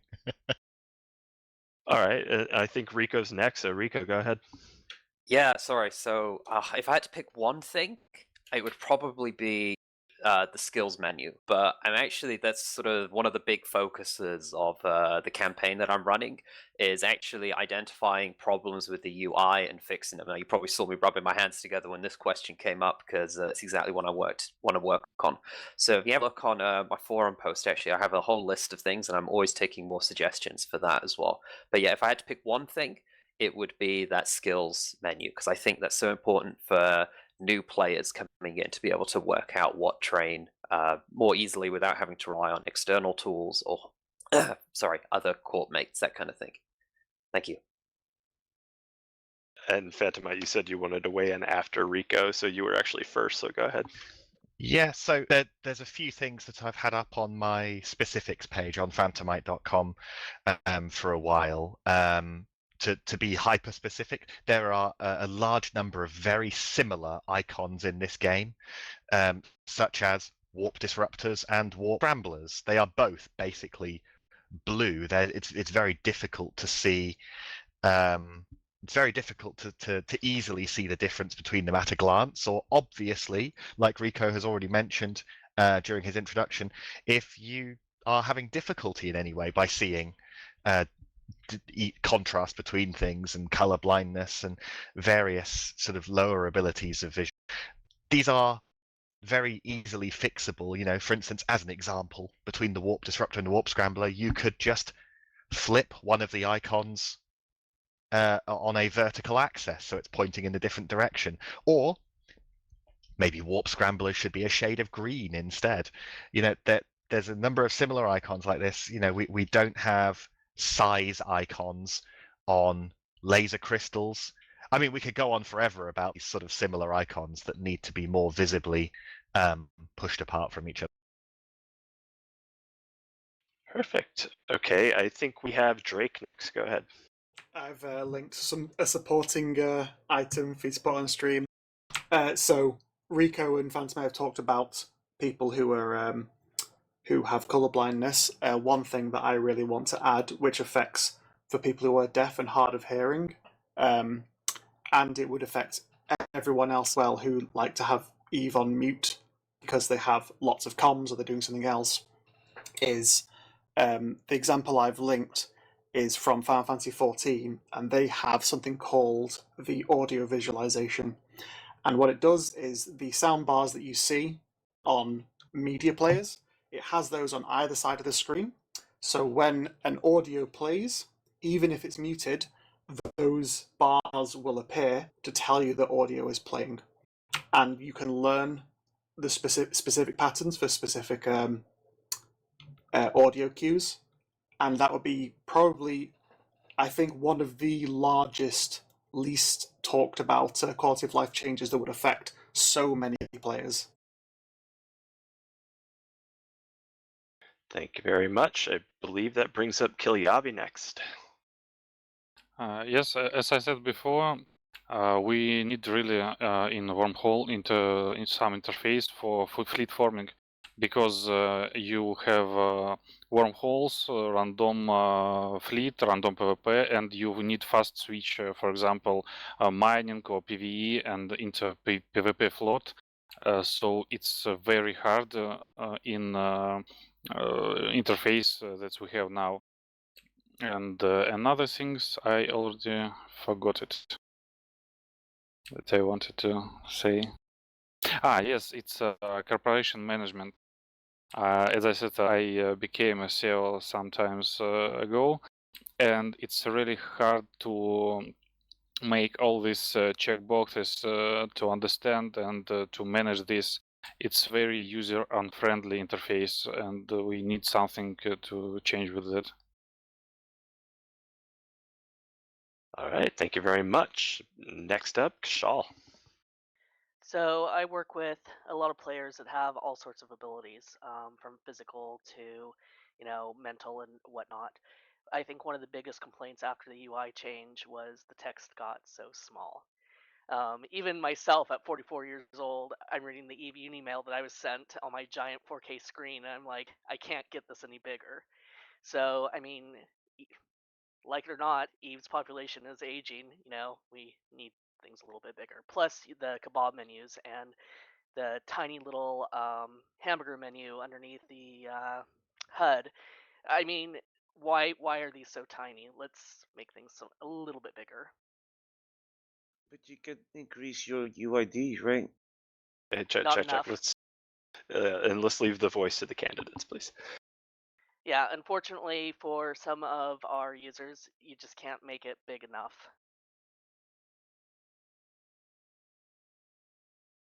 All right, thank you, Kshal. Next up, MILINT, and please remember, take yourself off mute. Go ahead. Okay.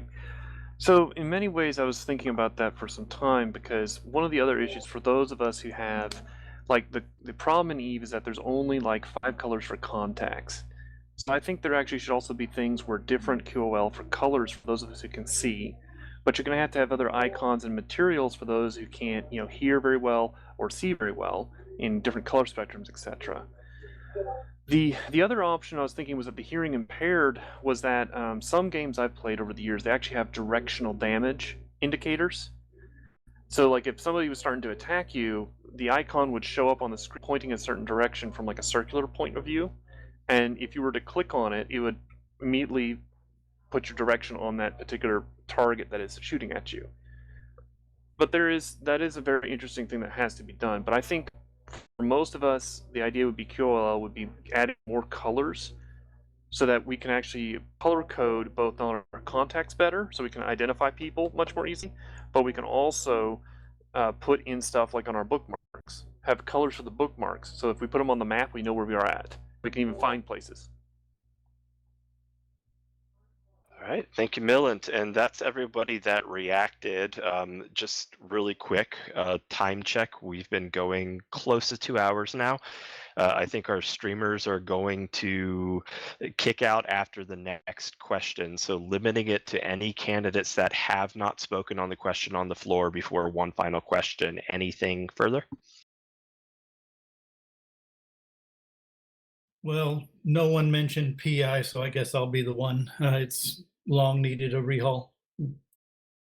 I think that has unanimous support across every CSM member and candidate. PI is just such a pain to deal with. It needs a big overhaul. And player. Yeah. Okay, anything else before we put up the final question?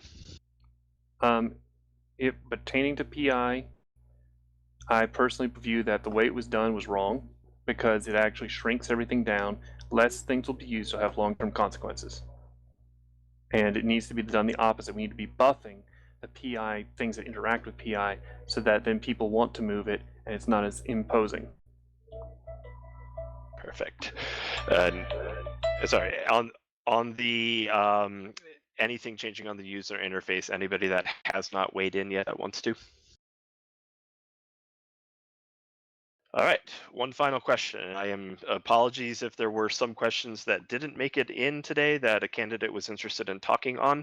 I'll say this now, and I'll probably say it again on the wrap up. You guys are more than welcome to remain on Eve Uni Discord and use some of the public channels that we have to talk and campaign and ask questions. But in order to try to get a little bit of balance on subjects, I will go with, give me 1 second to get the question in the chat and then I'll ask it.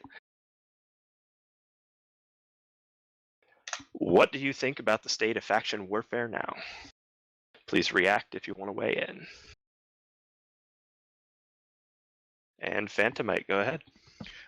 I just so you know, I think that a problem that we're having with you picking me first is that I'm just far too fast to react at the moment.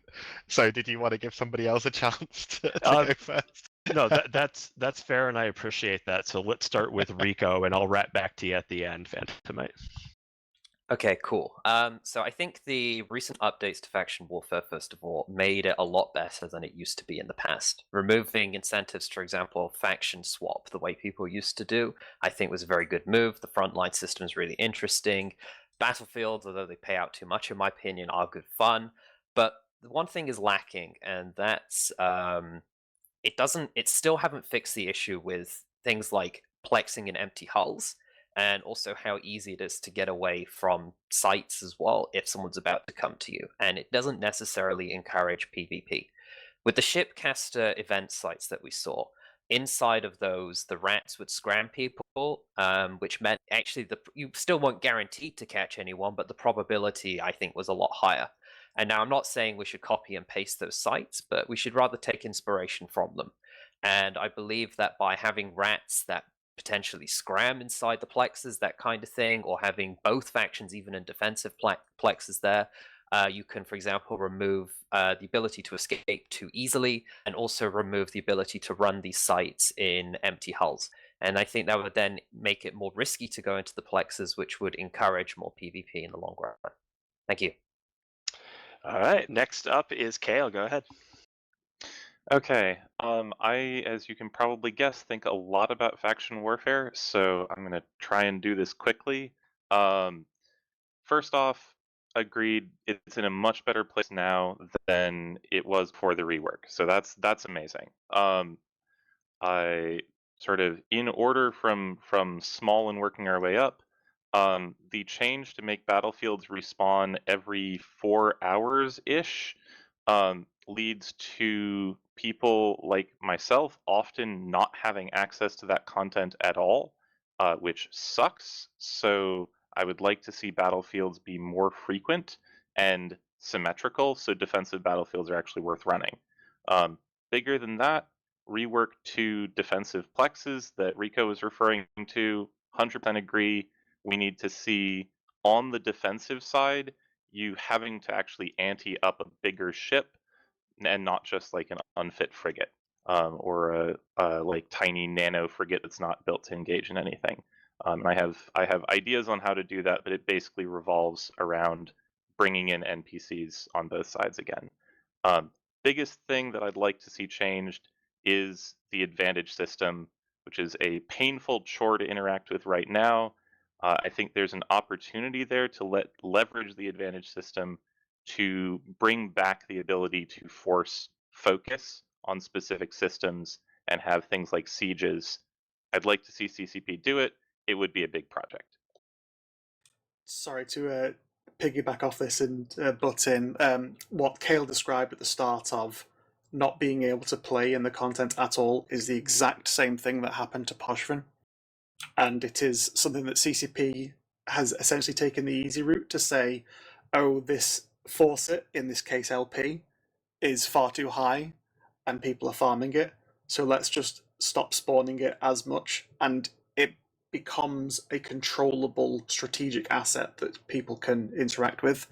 The issue is, if you don't have the time commitment to control it yourself or get the intel on it, you essentially get completely locked out. And that is exactly what led to the downfall of Poshvin as a region until it was fixed.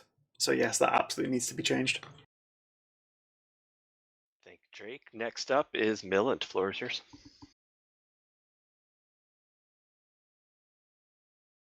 And you're muted. Okay, so yeah, I know. Sorry, I'm having all kinds of fun with that because it bounces around.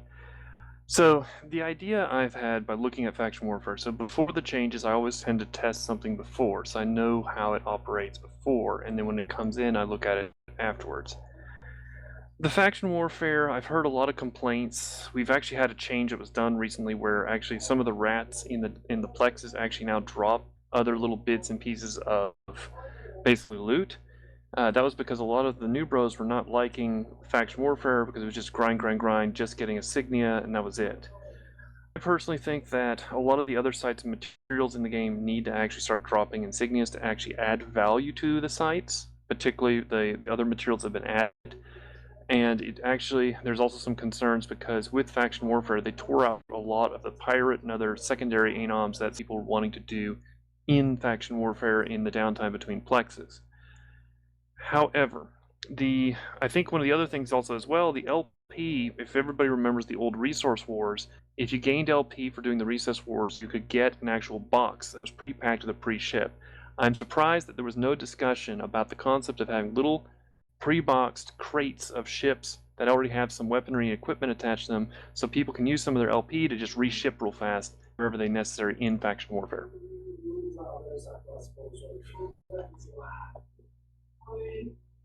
All right, perfect. Thanks, Milint. And that wraps us back around to Phantomite for the reactions.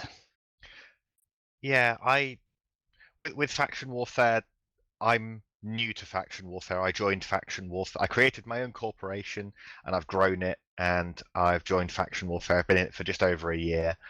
It is easily the best PvP I've had in low-sec in the best part of a decade.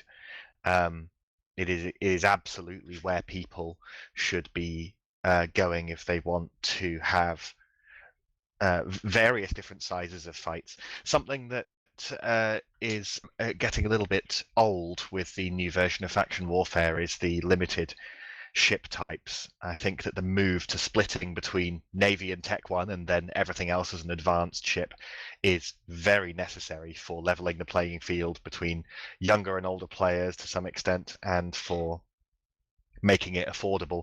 But there's still room in faction warfare, I believe, to maybe add something like a second kind of battlefield, perhaps something like a medium advanced battlefield, limit people to cruisers, but allow it to be advanced, allow it to have, the types of high rewards that Battlefields has, but allows it to be a bit more expensive, a bit more brutal than what we've got currently. There are obviously some other problems that people have talked about. There's the farming inside of battlefields. That's largely down to the sheer huge size on the inside of them. I'd like to see everything brought a little bit closer together on the inside to up the risk of getting tackled, up the risk of PvP again. And these are the kinds of things that I want to bring to CCP. Okay, thank you. And that brings us to the candidates that reacted to the question. Were there any beyond the four that spoke in that wanted a chance on this question?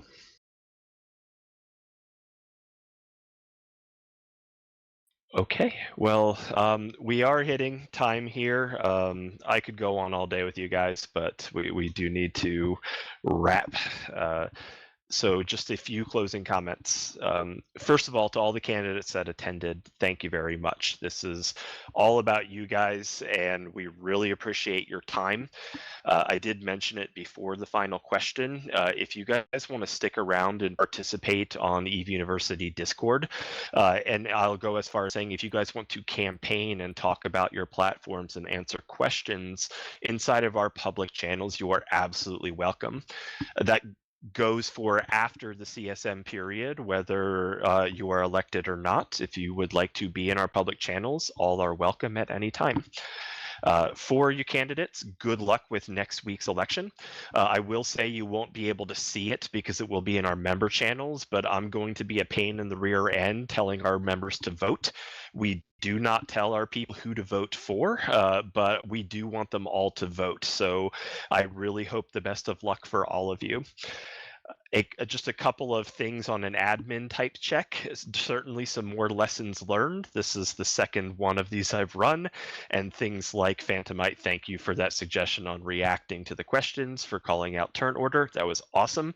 I do know we need to, well, I'll say this first. You guys did a great job taking turns, talk with each other, being respectful to each other's platforms. We certainly do need to make sure that everybody gets a chance to answer, and we get a variety of questions. So a lesson learned, for example, is making sure we limit responses to a question to, one time per candidate, and figuring out a way to do that. But if you candidates have any other feedback you would like to send me on Discord or Email, Anady and Dalacourt, please feel free to do so. This is something I do hope that we run as EVE University each year going forward. But outside of that, I'm taking up too much time. This day is about all all of you, thank you again for coming and have a great day. We will be live again at 1400 Eve time tomorrow for another one of these panels. Thank you all for coming. Thank you so much for having us. Yeah, thank you for hosting, man. Thank you a lot. much. Definitely the most civil CSM interview I think we've ever been on. You guys did great. Thank you. Thank you all, guys, and have a nice day and maybe someone night. You guys have a good Thank rest you of all. the day. See you in the wormholes and fly dangerous. See you soon, buddy. Okay. See you guys out in space. Peace. I'm in danger. Well, everybody, enjoy, have a good time, vote for the CSM, and do a good job at it, okay? 100%. Thank you all.